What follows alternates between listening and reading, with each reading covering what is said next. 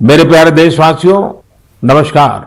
अक्सर मन की बात में आपके प्रश्नों की बौछार रहती है। इस बार मैंने सोचा कि कुछ अलग किया जाए। मैं आपसे प्रश्न करूं तो ध्यान से सुनिए मेरे सवाल। ओलंपिक में इंडिविजुअल गोल्ड जीतने वाला पहला भारतीय कौन था? ओलंपिक के कौन से खेल में भारत ने अब तक सबसे ज्यादा मेडल जीते हैं? ओलंपिक में किस खिलाड़ी ने सबसे ज्यादा पदक जीते हैं? साथियों, आप मुझे जवाब भेजे न भेजे, पर माय गॉव में ओलंपिक्स पर जो क्विज है उसमें प्रश्नों के उत्तर देंगे तो कई सारे इनाम जीतेंगे। ऐसे बहुत सारे प्रश्न माय गॉव के रोड टू टोक्यो क्विज में है। आप रोड टू टोक्यो क्विज में भाग लें। भारत ने पहले कैसा परफॉर्म किया है, हमारी टोक्यो ओलंपिक्स के लिए अब क्या तैयारी है, ये सब खुद जाने और दूसरों को भी बताएं। मैं आप सबसे आग्रह करना चाहता हूं कि आप इस क्विज कंपटीशन में जरूर हिस्सा लीजिए। साथियों, जब बात टोक्यो ओलंपिक्स की हो रही हो तो भला मिल्खा सिंह जी जैसे लीजेंडरी एथलीट को कौन भूल सकता है। कुछ दिन पहले ही कोरोना ने उन्हें हमसे छीन लिया। जब वे अस्पताल में थे तो मुझे उनसे बात करने का अवसर मिला था। बात करते हुए मैंने उनसे आग्रह किया था। मैंने कहा था कि आपने तो 1964 में टोक्यो ओलंपिक्स में भारत का प्रतिनिधित्व किया था, इसलिए इस बार जब हमारे खिलाड़ी ओलंपिक्स के लिए टोक्यो जा रहे हैं तो आपको हमारे एथलीट्स का मनोबल बढ़ाना है, उन्हें अपने संदेश से प्रेरित करना है। वो खेल को लेकर इतना समर्पित और भावुक थे कि बीमारी में भी उन्होंने तुरंत ही इसके लिए हामी भर दी। लेकिन दुर्भाग्य से नियति को कुछ और मंजूर था। मुझे आज भी याद है 2014 में वो सूरत आए थे। हम लोगों ने एक नाइट मैराथन का उद्घाटन किया था। उस समय उनसे जो गपशप हुई, खेलों के बारे में जो बात हुई, उससे मुझे भी बहुत प्रेरणा मिली थी। हम सब जानते हैं कि मिल्खा सिंह जी का पूरा परिवार स्पोर्ट्स को समर्पित रहा है, भारत का गौरव बढ़ाता रहा है। साथियों, जब टैलेंट, डेडिकेशन, डिटर्मिनेशन और स्पोर्ट्समैन स्पिरिट एक साथ मिलते हैं तब जाकर कोई चैंपियन बनता है। हमारे देश में तो अधिकांश खिलाड़ी छोटे छोटे शहरों, कस्बों, गांवों से निकल करके आते हैं। टोक्यो जा रहे ओलंपिक दल में भी कई ऐसे खिलाड़ी शामिल हैं जिनका जीवन बहुत प्रेरित करता है। हमारे प्रवीण जाधव जी के बारे में आप सुनेंगे तो आपको भी लगेगा कि कितने कठिन संघर्षों से गुजरते हुए प्रवीण जी यहां पहुंचे हैं। प्रवीण जाधव जी महाराष्ट्र के सातारा जिले के एक गांव के रहने वाले हैं। वो आर्चरी के बेहतरीन खिलाड़ी हैं। उनके माता पिता मजदूरी कर परिवार चलाते हैं और अब उनका बेटा अपना पहला ओलंपिक्स खेलने टोक्यो जा रहा है। ये सिर्फ उनके माता पिता ही नहीं, हम सभी के लिए कितने गौरव की बात है। ऐसे ही एक और खिलाड़ी हैं हमारी नेहा गोयल जी। नेहा टोक्यो जा रही महिला हॉकी टीम की सदस्य हैं। उनकी मां और बहनें साइकिल की फैक्ट्री में काम करके परिवार का खर्च जुटाती हैं। नेहा की तरह ही दीपिका कुमारी जी के जीवन का सफर भी उतार चढ़ाव भरा रहा है। दीपिका के पिता ऑटो रिक्शा चलाते हैं और उनकी मां नर्स हैं। और अब देखिए, दीपिका अब टोक्यो ओलंपिक्स में भारत की तरफ से एकमात्र महिला तीरंदाज है। कभी विश्व की नंबर 1 तीरंदाज रही दीपिका के साथ हम सबकी शुभकामना है। साथियों, जीवन में हम जहां भी पहुंचते हैं, जितनी भी ऊंचाई प्राप्त करते हैं, जमीन से ये जुड़ाव हमेशा हमें अपनी जड़ों से बांधे रखता है। संघर्ष के दिनों के बाद मिली सफलता का आनंद भी कुछ और ही होता है। टोक्यो जा रहे हमारे खिलाड़ियों ने बचपन में साधनों संसाधनों की हर कमी का सामना किया, लेकिन वो डटे रहे, जुटे रहे। उत्तर प्रदेश के मुजफ्फरनगर की प्रियंका गोस्वामी जी का जीवन भी बहुत सीख देता है। प्रियंका के पिता बस कंडक्टर है। बचपन में प्रियंका को वो बैग बहुत पसंद था जो मेडल पाने वाली खिलाड़ियों को मिलता है। इसी आकर्षण में उन्होंने पहली बार रेस वॉकिंग प्रतियोगिता में हिस्सा लिया था। अब आज वो इसकी बड़ी चैंपियन है। जैवलिन थ्रो में भाग लेने वाले शिवपाल सिंह जी बनारस के रहने वाले हैं। शिवपाल जी का तो पूरा परिवार ही इस खेल से जुड़ा हुआ है।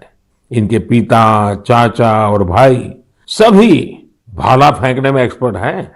परिवार की यही परंपरा उनके लिए टोक्यो ओलंपिक्स में काम आने वाली है। टोक्यो ओलंपिक के लिए जा रहे हैं चिराग शेट्टी और उनके पार्टनर सात्विक साईराज का हौसला भी प्रेरित करने वाला है। हाल ही में चिराग के नाना जी का कोरोना से निधन हो गया था। सात्विक भी खुद पिछले साल कोरोना पॉजिटिव हो गए थे, लेकिन इन मुश्किलों के बाद भी ये दोनों मेंस डबल शटल कंपटीशन में अपना सर्वश्रेष्ठ देने की तैयारी में जुटे हैं। एक और खिलाड़ी से मैं आपका परिचय कराना चाहूंगा। यह है हरियाणा के भिवानी के मनीष कौशिक जी। मनीष जी खेती किसानी वाले परिवार से आते हैं। बचपन में खेतों में काम करते करते मनीष को बॉक्सिंग का शौक हो गया था। आज ये शौक उन्हें टोक्यो ले जा रहा है। एक और खिलाड़ी हैं सीए भवानी देवी जी। नाम भवानी है और ये तलवारबाजी में एक्सपर्ट है। चेन्नई के रहने वाली भवानी पहली भारतीय फेंसर है जिन्होंने ओलंपिक में क्वालिफाई किया है। मैं कहीं पढ़ रहा था कि भवानी जी की ट्रेनिंग जारी रहे, इसके लिए उनकी मां ने अपने गहने तक गिरवी रख दिए थे। साथियों, ऐसे तो अनगिनत नाम है, लेकिन मन की बात में मैं आज कुछ ही नामों का जिक्र कर पाया हूं। टोक्यो जा रहे हर खिलाड़ी का अपना संघर्ष रहा है, बरसों की मेहनत रही है। वो सिर्फ अपने लिए ही नहीं जा रहे, बल्कि देश के लिए जा रहे हैं। इन खिलाड़ियों को भारत का गौरव भी बढ़ाना है और लोगों का दिल भी जीतना है। और इसलिए मेरे देशवासियों, में आपको भी एक सलाह देना चाहता हूं। हमें जाने अनजाने में भी हमारे इन खिलाड़ियों पर दबाव नहीं बनाना है, बल्कि खुले मन से इनका साथ देना है। हर खिलाड़ी का उत्साह बढ़ाना है। सोशल मीडिया पर आप हैशटैग चीयर फॉर इंडिया के साथ अपने इन खिलाड़ियों को शुभकामनाएं दे सकते हैं। आप कुछ और भी इनोवेटिव करना चाहें तो वो भी जरूर करें।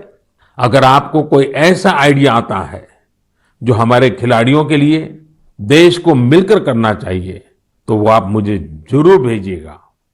हम सब मिलकर टोक्यो जाने वाले अपने खिलाड़ियों को सपोर्ट करेंगे।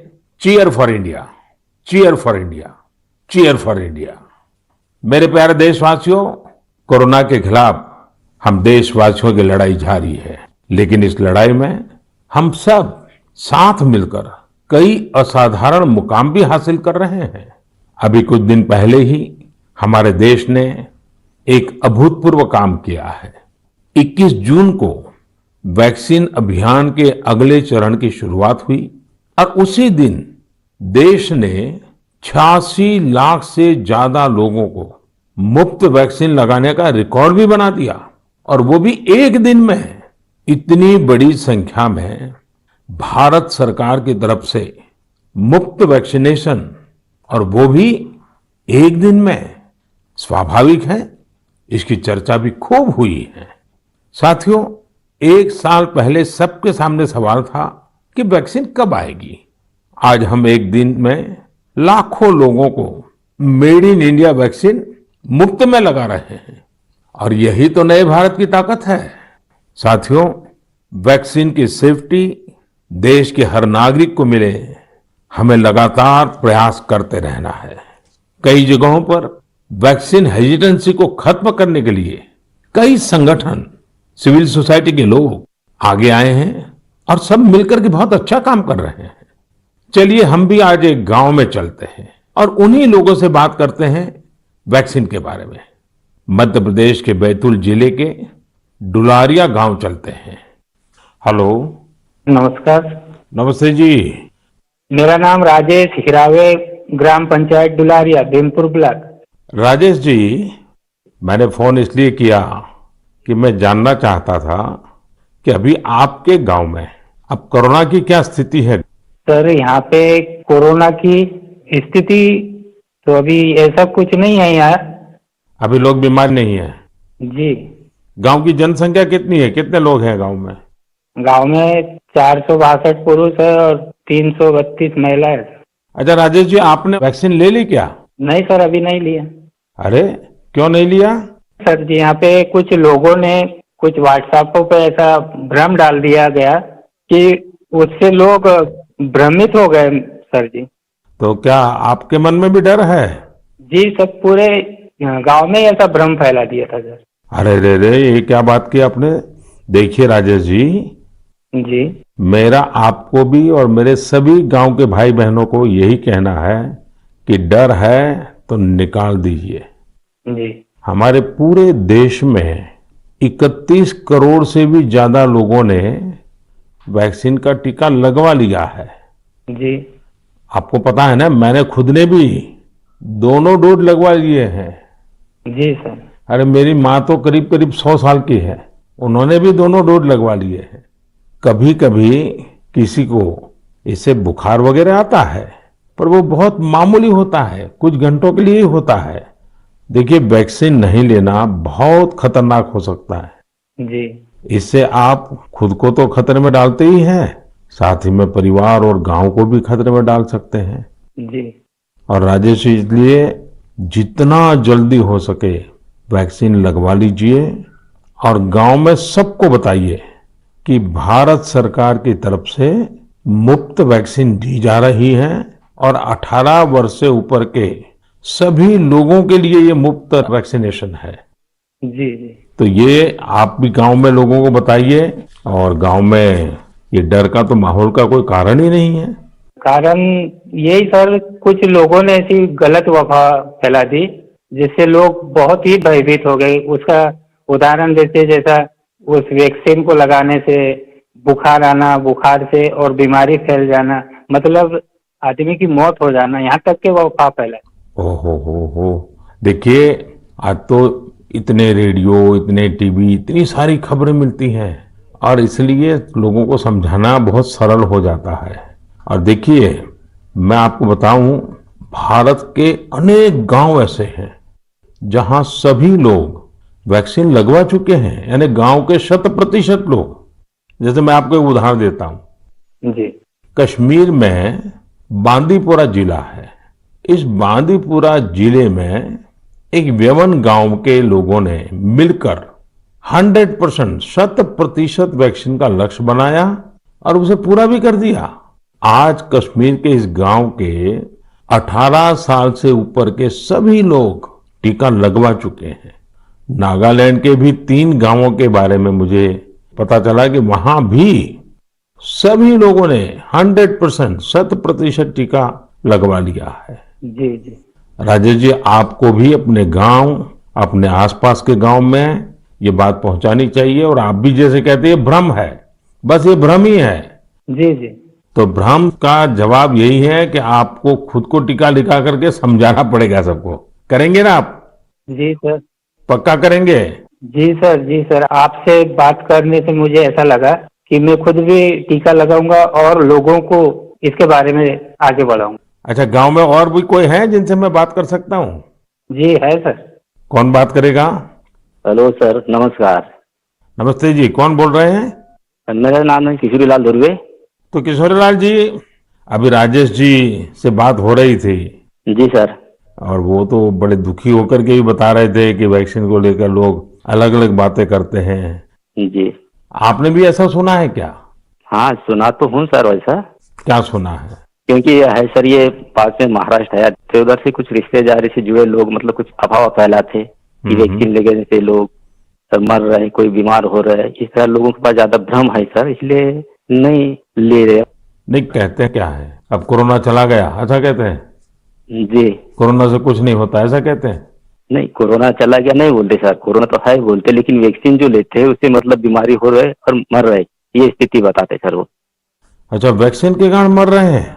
अपना क्षेत्र आदिवासी क्षेत्र है सर, ऐसे भी लोग इसमें जल्दी डरते हैं, जो भ्रम फैला देते इस कारण से, मतलब लोग नहीं ले रहे सर वैक्सीन। देखिए किशोरलाल जी, जी हाँ सर। ये अफवाहें फैलाने वाले लोग तो अफवाहें फैलाते रहेंगे। जी। हमें तो जिंदगी बचानी है, अपने गांव वालों को बचाना है, अपने देशवासियों को बचाना है। और ये अगर कोई कहता है कि कोरोना चला गया तो ये भ्रम में मत रहिए। जी। ये बीमारी ऐसी है, ये बहुरूपी वाली है। जी सर। वो रूप बदलती है, नए नए रंग रूप करके पहुंच जाती है। जी। और उसमें बचने के लिए हमारे पास दो रास्ते हैं। एक तो कोरोना के लिए जो प्रोटोकॉल बना है, मास्क पहनना, साबुन से बार बार हाथ धोना, दूरी बनाए रखना। और दूसरा रास्ता है इसके साथ साथ वैक्सीन का टीका लगवाना, वो भी एक अच्छा सुरक्षा कवच है, तो उसकी चिंता करिए। जी। अच्छा किशोरलाल जी, ये बताइए, जी सर। जब लोग आपसे बातें करते तो आप कैसे समझाते हैं लोगों को? आप समझाने का काम करते हैं कि आप भी अफवाह में आ जाते हैं? समझाए क्या, वो लोग ज्यादा हो जाते सर, तो हम भी भयभीत में आ जाते ना सर। देखिए किशोरलाल जी, मेरी आपसे बात हुई है, आज आप मेरे साथी हैं। जी सर। आपको डरना नहीं है और लोगों के डर को भी निकालना है। निकालोगे? जी निकालेंगे सर, लोगों के डर को भी निकालेंगे सर, मैं स्वयं भी खुद लगाऊंगा। देखिए, अफवाहों पर बिल्कुल ध्यान न दें। जी। आप जानते हैं हमारे वैज्ञानिकों ने कितनी मेहनत करके वैक्सीन बनाई है। जी सर। साल भर रात दिन इतने बड़े बड़े वैज्ञानिकों ने काम किया है। और इसलिए हमें विज्ञान पर भरोसा करना चाहिए, वैज्ञानिकों पर भरोसा करना चाहिए। और ये झूठ फैलाने वाले लोगों को बार बार समझाना चाहिए कि देखिए भाई, ऐसा नहीं होता है, इतने लोगों ने वैक्सीन ले लिया है, कुछ नहीं होता है। जी। और अफवाहों से बहुत बच करके रहना चाहिए, गांव को भी बचाना चाहिए। जी। और राजेश जी, किशोरलाल जी, आप जैसे साथियों को तो मैं कहूंगा कि आप अपने ही गांव में नहीं और गांवों में भी इन अफवाहों को रोकने का काम कीजिए और लोगों को बताइए मेरे से बात हुई है। जी सर। बता दीजिए, मेरा नाम बता दीजिए। बताएंगे सर, और समझाएंगे लोगों को, और स्वयं भी लेंगे। देखिए, आपके पूरे गांव को मेरी तरफ से शुभकामनाएं दीजिए। जी सर। और सभी से कहिए कि जब भी अपना नंबर आए, जी। वैक्सीन जरूर लगवाएं। ठीक है सर। मैं चाहूंगा कि गांव की महिलाओं को, हमारी माताओं बहनों को जी सर। इस काम में ज्यादा से ज्यादा जोड़िए और सक्रियता के साथ उनको साथ रखिए। जी। कभी कभी माताएं बहनें बात कहती है ना, लोग जल्दी मान जाते हैं। जी। आपके गांव में जब टीकाकरण पूरा हो जाए तो मुझे बताएंगे आप? हाँ बताएंगे सर। पक्का बताएंगे? जी। देखिए, मैं इंतजार करूंगा आपकी चिट्ठी का। जी सर। चलिए राजेश जी, किशोर जी, बहुत बहुत धन्यवाद, आपसे बात करने का मौका मिला। धन्यवाद सर, आपने हमसे बात किया है, बहुत बहुत धन्यवाद आपको भी। साथियों, कभी न कभी ये विश्व के लिए केस स्टडी का विषय बनेगा कि भारत के गांव के लोगों ने, हमारे वनवासी आदिवासी भाई बहनों ने इस कोरोना काल में किस तरह अपने सामर्थ्य और सूझबूझ का परिचय दिया। गांव के लोगों ने क्वारंटाइन सेंटर बनाए, स्थानीय जरूरतों को देखते हुए कोविड प्रोटोकॉल बनाए। गांव के लोगों ने किसी को भूखा नहीं सोने दिया, खेती का काम भी रुकने नहीं दिया। नजदीक के शहरों में दूध, सब्जियां, ये सब हर रोज पहुंचता रहे, ये भी गांव ने सुनिश्चित किया। यानी खुद को संभाला, औरों को भी संभाला। ऐसे ही हमें वैक्सीनेशन अभियान में भी करते रहना है। हमें जागरूक रहना भी है और जागरूक करना भी है। गांव में हर एक व्यक्ति को वैक्सीन लग जाए, ये हर गांव का लक्ष्य होना चाहिए। याद रखिए, और मैं तो आपको खास रूप से कहना चाहता हूं, आप एक सवाल अपने मन में पूछिए। हर कोई सफल होना चाहता है, लेकिन निर्णायक सफलता का मंत्र क्या है?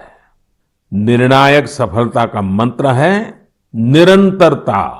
इसलिए हमें सुस्त नहीं पड़ना है, किसी भ्रांति में नहीं रहना है। हमें सतत प्रयास करते रहना है, कोरोना पर जीत हासिल करनी है। मेरे प्यारे देशवासियों, हमारे देश में अब मानसून का सीजन भी आ गया है। बादल जब बरसते हैं तो केवल हमारे लिए नहीं बरसते, बल्कि बादल आने वाली पीढ़ियों के लिए भी बरसते हैं। बारिश का पानी जमीन में जाकर इकट्ठा भी होता है, जमीन के जल स्तर को भी सुधारता है, और इसलिए मैं जल संरक्षण को देश सेवा का ही एक रूप मानता हूं। आपने भी देखा होगा, हम में से कई लोग इस पुण्य को अपनी जिम्मेदारी मानकर लगे रहे हैं। ऐसे ही एक शख्स हैं उत्तराखंड के पौड़ी गढ़वाल के सच्चिदानंद भारती जी। भारती जी एक शिक्षक हैं और उन्होंने अपने कार्यों से भी लोगों को बहुत अच्छी शिक्षा दी है। आज उनकी मेहनत से ही पौड़ी गढ़वाल के उफरैंखाल क्षेत्र में पानी का बड़ा संकट समाप्त हो गया। जहां लोग पानी के लिए तरसते थे, वहां आज साल भर जल की आपूर्ति हो रही है। साथियों, पहाड़ों में जल संरक्षण का एक पारंपरिक तरीका रहा है, जिसे चाल खाल भी कहा जाता है, यानी पानी जमा करने के लिए बड़ा सा गड्ढा खोदना। इस परंपरा में भारती जी ने कुछ नए तौर तरीकों को जोड़ दिया। उन्होंने लगातार छोटे बड़े तालाब बनवाए। इससे न सिर्फ उफरैंखाल की पहाड़ी हरी भरी हुई, बल्कि लोगों की पेयजल की दिक्कत भी दूर हो गई। आप ये जानकर हैरान रह जाएंगे कि भारती जी ऐसी 30,000 से अधिक जल तलैया बनवा चुके हैं। 30,000। उनका ये भगीरथ कार्य आज भी जारी है और अनेक लोगों को प्रेरणा दे रहे हैं। साथियों, इसी तरह यूपी के बांदा जिले में अंधाव गांव के लोगों ने भी एक अलग ही तरह का प्रयास किया है। उन्होंने अपने अभियान को बड़ा ही दिलचस्प नाम दिया है, खेत का पानी खेत में, गांव का पानी गांव में। इस अभियान के तहत गांव के कई 100 बीघे खेतों में ऊंची ऊंची मेड़ बनाई गई है। इससे बारिश का पानी खेत में इकट्ठा होने लगा और जमीन में जाने लगा। अब ये सब लोग खेतों की मेड़ पर पेड़ लगाने की भी योजना बना रहे हैं। यानी अब किसानों को पानी, पेड़ और पैसा तीनों मिलेगा। अपने अच्छे कार्यों से पहचान तो उनके गांव की दूर दूर तक वैसे भी हो रही है। साथियों, इन सभी से प्रेरणा लेते हुए हम अपने आसपास जिस भी तरह से पानी बचा सकते हैं, हमें बचाना चाहिए। मानसून के इस महत्वपूर्ण समय को हमें गंवाना नहीं है। मेरे प्यारे देशवासियों, हमारे शास्त्रों में कहा गया है, नास्ति मूलम अनौषधम, अर्थात पृथ्वी पर ऐसी कोई वनस्पति नहीं है जिसमें कोई न कोई औषधीय गुण न हो। हमारे आसपास ऐसे कितने ही पेड़ पौधे होते हैं जिनमें अद्भुत गुण होते हैं, लेकिन कई बार हमें उनके बारे में पता ही नहीं होता। मुझे नैनीताल से एक साथी भाई परितोष ने इस विषय पर एक पत्र भेजा है। उन्होंने लिखा है कि उन्हें गिलोय और दूसरी कई वनस्पतियों के इतने चमत्कारी मेडिकल गुणों के बारे में कोरोना आने के बाद ही पता चला। परितोष ने मुझे आग्रह भी किया है कि मैं मन की बात के सभी श्रोताओं से कहूं कि आप अपने आसपास की वनस्पतियों के बारे में जानिए और दूसरों को भी बताइए। वास्तव में ये तो हमारी सदियों पुरानी विरासत है, जिसे हमें ही संजोना है। इसी दिशा में मध्य प्रदेश के सतना के एक साथी हैं श्रीमान रामलोटन कुशवाहा जी। उन्होंने बहुत ही सराहनीय काम किया है। रामलोटन जी ने अपने खेत में एक देशी म्यूजियम बनाया है। इस म्यूजियम में उन्होंने सैकड़ों औषधीय पौधों और बीजों का संग्रह किया है। इन्हें वो दूर सुदूर क्षेत्रों से यहां लेकर आए हैं। इसके अलावा वो हर साल कई तरह की भारतीय सब्जियां भी उगाते हैं। रामलोटन जी की इस बगिया, इस देशी म्यूजियम को लोग देखने भी आते हैं और उससे बहुत कुछ सीखते भी हैं। वाकई एक बहुत अच्छा प्रयोग है जिसे देश के अलग अलग क्षेत्रों में दोहराया जा सकता है। मैं चाहूंगा आप में से जो लोग इस तरह का प्रयास कर सकते हैं वो जरूर करें। इससे आपकी आय के नए साधन भी खुल सकते हैं। एक लाभ ये भी होगा कि स्थानीय वनस्पतियों के माध्यम से आपके क्षेत्र की पहचान भी बढ़ेगी। मेरे प्यारे देशवासियों, अब से कुछ दिनों बाद 1 जुलाई को हम नेशनल डॉक्टर्स डे मनाएंगे। ये दिन देश के महान चिकित्सक और स्टेट्समैन डॉक्टर बीसी राय की जन्म जयंती को समर्पित है। कोरोना काल में डॉक्टर्स के योगदान के हम सब आभारी हैं। हमारे डॉक्टर्स ने अपनी जान की परवाह न करते हुए हमारी सेवा की है। इसलिए इस बार नेशनल डॉक्टर्स डे और भी खास हो जाता है। साथियों, मेडिसिन की दुनिया के सबसे सम्मानित लोगों में से एक हिपोक्रेट्स ने कहा था, wherever the art of medicine is loved, there is also a love of humanity. यानी जहां आर्ट ऑफ मेडिसिन के लिए प्रेम होता है, वहां मानवता के लिए भी प्रेम होता है। डॉक्टर्स इसी प्रेम की शक्ति से ही हमारी सेवा कर पाते हैं। इसलिए हमारा ये दायित्व है कि हम उतने ही प्रेम से उनका धन्यवाद करें, उनका हौसला बढ़ाएं। वैसे हमारे देश में कई लोग ऐसे भी हैं जो डॉक्टर्स की मदद के लिए आगे बढ़कर काम करते हैं। श्रीनगर से एक ऐसे ही प्रयास के बारे में मुझे पता चला। यहां डल झील में एक बोट एम्बुलेंस सर्विस की शुरुआत की गई। इस सेवा को श्रीनगर के तारिक अहमद पटलू जी ने शुरू किया, जो एक हाउस बोट ओनर है। उन्होंने खुद भी कोविड-19 से जंग लड़ी है और इसी से उन्हें एम्बुलेंस सर्विस शुरू करने के लिए प्रेरित किया। उनकी इस एम्बुलेंस से लोगों को जागरूक करने का अभियान भी चल रहा है। वो लगातार एम्बुलेंस से अनाउंसमेंट भी कर रहे हैं। कोशिश यही है कि लोग मास्क पहनने से लेकर दूसरी हर जरूरी सावधानी बरतें। साथियों, डॉक्टर्स डे के साथ ही 1 जुलाई को चार्टर्ड अकाउंटेंट्स डे भी मनाया जाता है।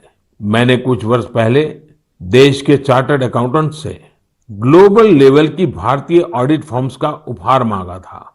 आज मैं उन्हें इसकी याद दिलाना चाहता हूं। अर्थव्यवस्था में पारदर्शिता लाने के लिए चार्टर्ड अकाउंटेंट्स बहुत अच्छी और सकारात्मक भूमिका निभा सकते हैं। मैं सभी चार्टर्ड अकाउंटेंट्स, उनके परिवार के सदस्यों को अपनी शुभकामनाएं देता हूं। मेरे प्यारे देशवासियों, कोरोना के खिलाफ भारत की लड़ाई की एक बड़ी विशेषता है। इस लड़ाई में देश के हर व्यक्ति ने अपनी भूमिका निभाई है। मैंने मन की बात में अक्सर इसका जिक्र किया है, लेकिन कुछ लोगों को शिकायत भी रहती है कि उनके बारे में उतनी बात नहीं हो पाती है। अनेक लोग, चाहे बैंक स्टाफ हो, टीचर्स हो, छोटे व्यापारी या दुकानदार हो, दुकानों में काम करने वाले लोग हों, रेहड़ी पटरी वाले भाई बहन हो, सिक्योरिटी वॉचमैन या फिर पोस्टमैन और पोस्ट ऑफिस के कर्मचारी, दरअसल यह लिस्ट बहुत ही लंबी है और हर किसी ने अपनी भूमिका निभाई है। शासन प्रशासन में भी कितने ही लोग अलग अलग स्तर पर जुटे रहे हैं। साथियों, आपने संभवतः भारत सरकार में सचिव रहे गुरुप्रसाद महापात्र जी का नाम सुना होगा। मैं आज मन की बात में उनका जिक्र भी करना चाहता हूं। गुरुप्रसाद जी को कोरोना हो गया था। वो अस्पताल में भर्ती थे और अपना कर्तव्य भी निभा रहे थे। देश में ऑक्सीजन का उत्पादन बढ़े, दूर सुदूर इलाकों तक ऑक्सीजन पहुंचे, इसके लिए उन्होंने दिन रात काम किया। एक तरफ कोर्ट कचहरी का चक्कर, मीडिया का प्रेशर, एक साथ कई मोर्चों पर वो लड़ते रहे। बीमारी के दौरान उन्होंने काम करना बंद नहीं किया। मना करने के बाद भी वो जीत करके ऑक्सीजन पर होने वाली वीडियो कॉन्फ्रेंस में भी शामिल हो जाते थे। देशवासियों की इतनी चिंता थी उन्हें, वो अस्पताल के बेड पर खुद की परवाह किए बिना देश के लोगों तक ऑक्सीजन पहुंचाने के लिए इंतजाम में जुटे रहे। हम सबके लिए दुखद है कि इस कर्मयोगी को भी देश ने खो दिया है। कोरोना ने उन्हें हमसे छीन लिया है। ऐसे अनगिनत लोग हैं जिनकी चर्चा कभी हो नहीं पाई। ऐसे हर व्यक्ति को हमारी श्रद्धांजलि यही होगी कि हम कोविड प्रोटोकॉल का पूरी तरह पालन करें, वैक्सीन जरूर लगवाएं। मेरे प्यारे देशवासियों, मन की बात की सबसे अच्छी बात यह है कि इसमें मुझसे ज्यादा आप सबका योगदान रहता है। अभी मैंने माय गॉव में एक पोस्ट देखी जो चेन्नई के थिरु आर गुरुप्रसाद जी की है। उन्होंने जो लिखा है वो जानकर आपको भी अच्छा लगेगा। उन्होंने लिखा है कि वो मन की बात प्रोग्राम के रेगुलर लिसनर है। गुरुप्रसाद जी की पोस्ट से अब मैं कुछ पंक्तियां कोट कर रहा हूं। उन्होंने लिखा है, जब भी आप तमिलनाडु के बारे में बात करते हैं तो मेरा इंटरेस्ट और भी बढ़ जाता है। आपने तमिल भाषा और तमिल संस्कृति की महानता, तमिल त्योहारों और तमिलनाडु के प्रमुख स्थानों की चर्चा की है। गुरु प्रसाद जी आगे लिखते हैं कि मन की बात में मैंने तमिलनाडु के लोगों की उपलब्धियों के बारे में भी कई बार बताया है। थिरुकुरल के प्रति आपके प्यार और थिरुवल्लुवर जी के प्रति आपके आदर का तो कहना ही क्या। इसलिए मैंने मन की बात में आपने जो कुछ भी तमिलनाडु के बारे में बोला है उन सबको संकलित कर एक ई बुक तैयार की है। क्या आप इस ई बुक को लेकर कुछ बोलेंगे और इसे नमो ऐप पर भी रिलीज करेंगे? धन्यवाद। ये मैं गुरु प्रसाद जी का पत्र आपके सामने पढ़ रहा था। गुरु प्रसाद जी, आपकी ये पोस्ट पढ़कर बहुत आनंद आया। अब आप अपनी ई बुक में एक और पेज जोड़ दीजिए। नान तमिल कला चाराक्तिन पेरिये अभिमानी, नान उलगतलय पलमयान तमिल मोलियन पेरिये अभिमानी। उच्चारण का दोष अवश्य होगा, लेकिन मेरा प्रयास और मेरा प्रेम कभी भी कम नहीं होगा। जो तमिल भाषी नहीं है उन्हें मैं बताना चाहता हूं, गुरु प्रसाद जी को मैंने कहा है, मैं तमिल संस्कृति का बहुत बड़ा प्रशंसक हूं। मैं दुनिया की सबसे पुरानी भाषा तमिल का बड़ा प्रशंसक हूं।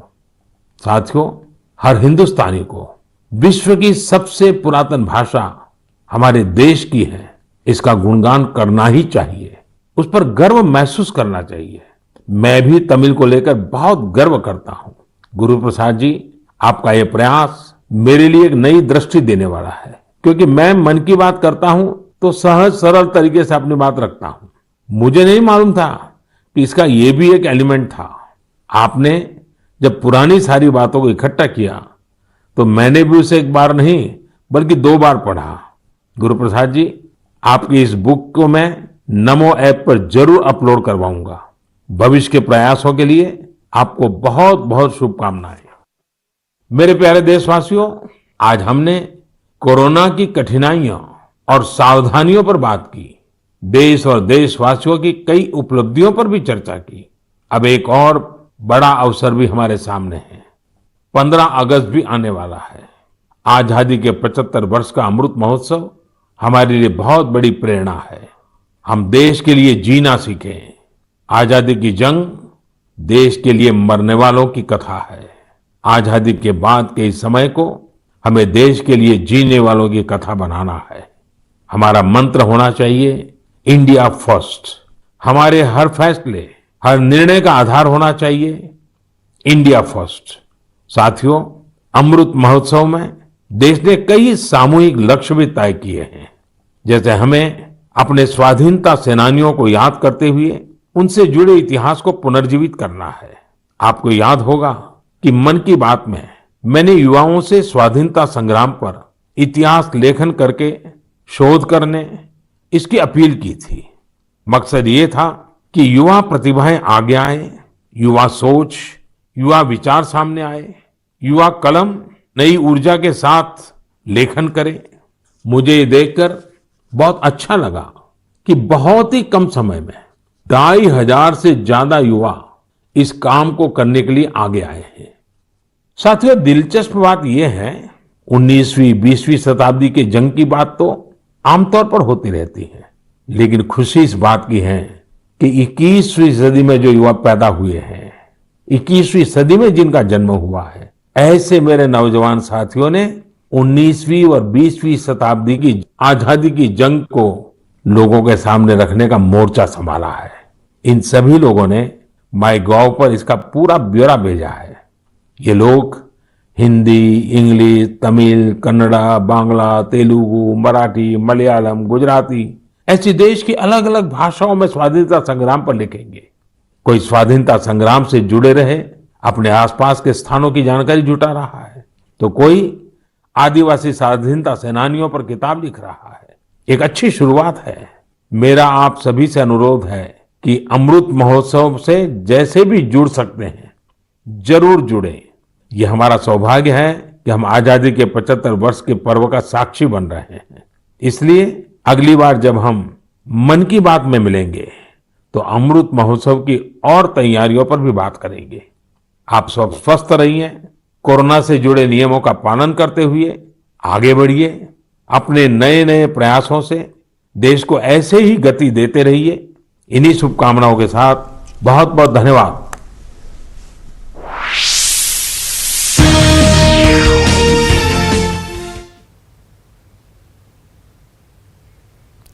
तो अभी आप सुन रहे थे पीएम मोदी के मन की बात।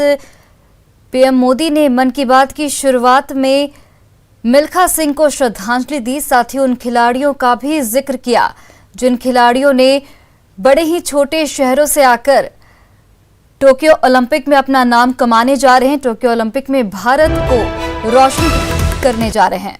और इसके अलावा पीएम मोदी ने वैक्सीनेशन को लेकर फैले भ्रम को दूर करने की भी अपील की और सभी लोगों से बिना डरे वैक्सीन लगवाने की भी अपील की। वहीं पीएम मोदी ने मध्य प्रदेश के गांव के मुखिया से भी बात की वैक्सीनेशन को लेकर और सभी लोगों से अपील की कि बिना डरे वैक्सीन लगवाएं, क्योंकि हमारे वैज्ञानिकों ने काफी मेहनत से वैक्सीन को लाए और वैक्सीन पूरे देश में देश के लोगों को लगाने की अपील की। इसके अलावा कोरोना टीकाकरण पर भी पीएम मोदी बोले और पीएम मोदी ने यह भी कहा कि फिलहाल कोरोना गया नहीं है, इसलिए सभी लोगों को ये प्रयास करना चाहिए कि कोरोना प्रोटोकॉल का पालन करें और साथ ही